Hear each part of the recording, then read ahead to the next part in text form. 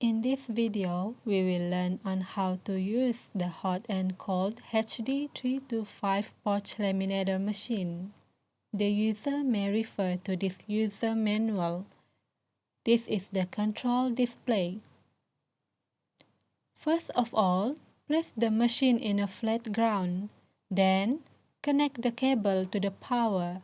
Next, turn on the switch button on the right side. The machine will start to heat up and will be ready for use after 3 to 5 minutes. Our machines can be used in two modes, hot and cold. This is the temperature control. It can be adjusted according to the room temperature. You may start laminating once the machine is ready. The user may use the reverse function to protect important files simply by switching the mode.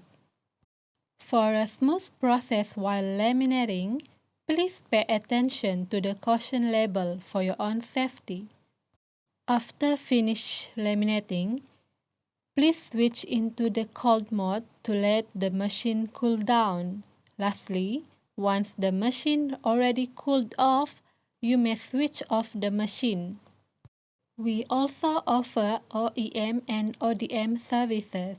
If you have any questions, please contact us. Thank you.